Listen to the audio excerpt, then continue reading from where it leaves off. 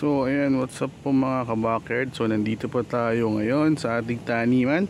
At i-share ko lang po yung aming organic na pandilig. So ito po, kung nagtataka po kayo ba't siya maitim, nilagyan po natin siya ng molasses.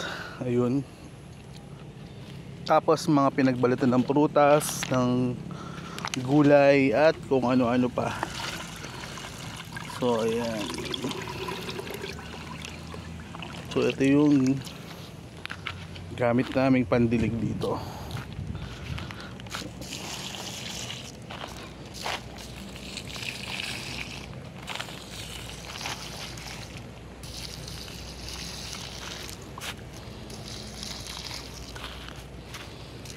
Ito ay mga talong. Ayan.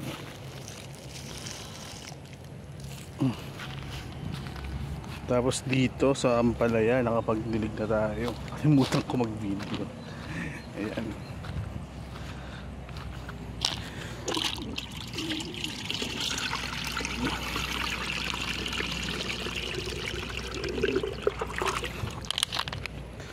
Kasi nabasa ko dun, or sa nakita ko sa YouTube, na yung kada isang balat-balat or halaman meron siyang mga nutrients na nabibigay sa halaman. Halimbawa yung pagkulang sa potassium, papaya, ano ba to?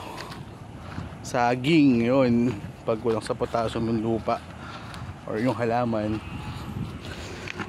balat ng saging. Tapos yung balat ng orange or yung mga citrus, pang sa pH level ng lupa. So ayan.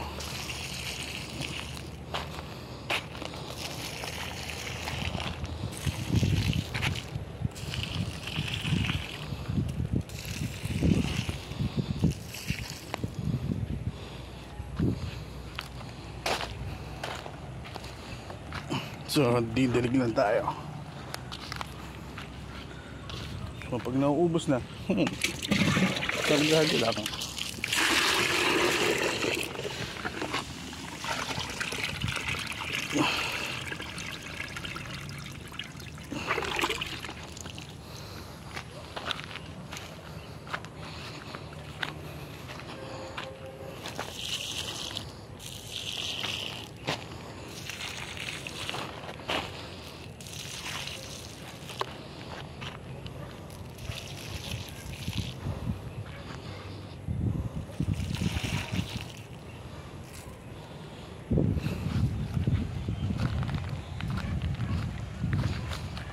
Medyo marami na rin tayo nagdidiligan.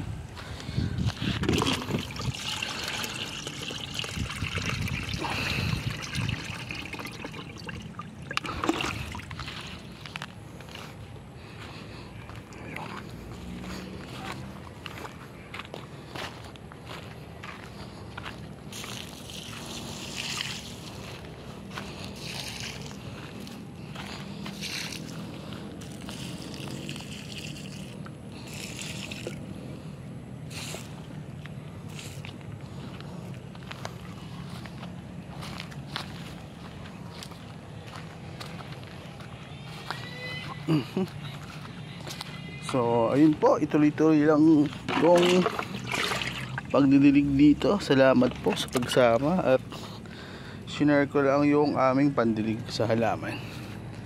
So ayan, tingnan nyo, ang gaganda ng ampalaya, lalaki na. Medyo nahuli lang tong mga talong namin. So yun lang, salamat po sa pagsama sa pagdidilig.